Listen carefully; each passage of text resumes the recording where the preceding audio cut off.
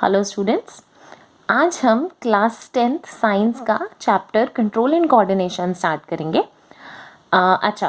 हम इस चैप्टर में एक चीज़ ध्यान देंगे कि आपने नोटिस किया होगा, अगर हम कभी भी कोई गर्म चीज़ को हाथ लगा लेते हैं तो हम एकदम से अपना हाथ हटा लेते हैं, राइट?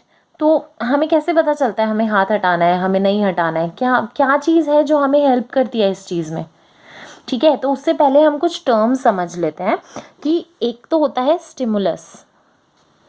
स्टिमुलस होता है चेंज, कोई भी सडन चेंज हमारी सराउंडिंग्स में।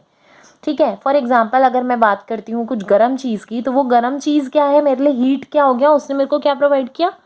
हीट। तो it is a stimulus to us. ठीक है, सो कोई भी बाहरी चेंज होता है वो कहलाता है हीट।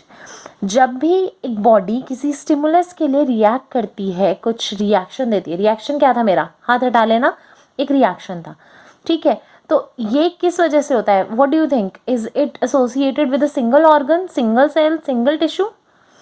नहीं, इसके साथ कई सारे ऑर्गन्स एसोसिएटेड है। ठीक है, मैंने गरम चीज़ पकड़ी, मैंने हाथ हटाया, मेरे मस्कुलर सिस्टम इन्वॉल्व है, right? So various organs are involve in this process. अब अगर मेरे को यही इन्फॉर्मेशन लेट मिलती कि मुझे हाथ हटाना है, तो तब तक तो मैं जल चुकी होती ना। So every organ, every system should work in coordination in a systematic manner, right, so as to provide a reaction to a stimulus. इस प्रोसेस को कहते हैं कोऑर्डिनेशन।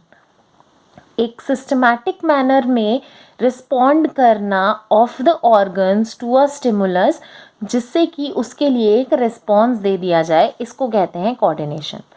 ठीक है, so control and coordination animals के अंदर परफॉर्म करता है nervous system.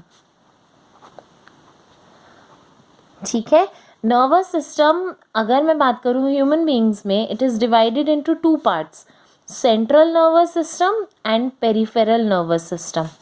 Central nervous system में हमारे इंक्लूड होते हैं ब्रेन और स्पाइनल कॉर्ड, और पेरिफेरल नर्वस सिस्टम में हमारे इन्वॉल्व होती है नर्व्स। सो नर्व्स कुछ भी हो सकती हैं, सेंसरी नर्व्स, मोटर नर्व्स। ठीक है, sensory nerves, motor nerves, cranial nerves. ठीक, सो ये हम डिटेल में बाद में पढ़ेंगे। अभी हम थोड़ा सा देखेंगे क्या चीज़? रिसेप्टर्स। हमें पता है ये स्टिमुलस हमारी बॉडी के अंदर तक पहुंचता कैसे है, कैसे हमें पता चलता है किसी चीज़ के बारे में? हम बचपन से पढ़ते आ रहे हैं, there are 5 sense organs in our body. क्या क्या? Eyes, ears, nose, tongue and skin. ठीक है, सो इन पर प्रेजेंट होते हैं कुछ स्पेशल सेल्स जिनको कहते हैं रिसेप्टर्स। ये सेल्स सेंसिटिव होते हैं to a particular type of stimulus. ठीक है, अगर मैं बात करूं आई की, सो आई किसके लिए रिस्पॉन्ड करेगा? लाइट के लिए रिस्पॉन्ड करता है। So it contains photo receptors. ठीक है, अगर मैं बात करती हूँ ईयर्स की, ईयर्स किसके लिए रिएक्ट करेगा? साउंड के लिए। सो इसमें प्रेजेंट होते हैं फोनो रिसेप्टर्स, जो कि डिटेक्ट करते हैं किसको? साउंड को। ठीक है, इसके बाद अगर मैं बात करती हूँ नोज की, नोज में, नोज किस चीज़ को डिटेक्ट करेगा? स्मेल कर पाते हैं ना हम नोज से, स्मेल को। सो इसमें प्रेजेंट होते हैं ऑल्फैक्टरी रिसेप्टर्स। ठीक है, फिर इसके बाद हम आते हैं किस पे? टंग पे। टंग में, टंग क्या करता है? टेस्ट को पता लगाता है ना वो। So it contains gustatory receptors. ठीक है, और इसके अलावा हमारा स्किन हो गया। स्किन में प्रेजेंट होते हैं, ये किस चीज़ को डिटेक्ट करेगा? हीट को या फिर कोल्ड को। सो इसमें प्रेजेंट होते हैं थर्मो रिसेप्टर्स, जो कि टेम्परेचर चेंज को डिटेक्ट करते हैं। ठीक है, सो यही चीज़ होती है, जो भी स्टिमुलस है उसने हमारी बॉडी पर, हमारी बॉडी ने एक स्टिमुलस को डिटेक्ट किया। ठीक है, बॉडी में से क्या डिटेक्ट करता है? सबसे पहले जो होती हैं सेंसरी नर्व्स, वो डिटेक्ट करती हैं। ठीक है, इन्फॉर्मेशन पहुंचती है किसकी फॉर्म में? इलेक्ट्रिकल इम्पल्स की फॉर्म में। ये मैं पूरा डिटेल में अभी पढ़ाऊंगी कि नर्व्स के अंदर किस तरह से होता है प्रोसेस। अच्छा, ये सेंसरी नर्व्स इन्फॉर्मेशन लेकर जाती हैं कहाँ तक? ईदर स्पाइनल कॉर्ड और ब्रेन, डिपेंडिंग अपॉन किस टाइप की इंफॉर्मेशन है वो उसको ले जाएगा वहाँ तक, उसके रिस्पेक्टिव पोजीशन तक। अब क्या होता है, जो स्पाइनल कॉर्ड है या ब्रेन है वो रिएक्ट करवाता है बॉडी को कि अब उसको मतलब बेसिकली इंफॉर्मेशन को इंटरप्रेट करके वो रिएक्ट करने का तरीका बताता है। सो वो मैसेज कौन पहुँचाता है, मोटर नर्व्स पहुँचाती हैं।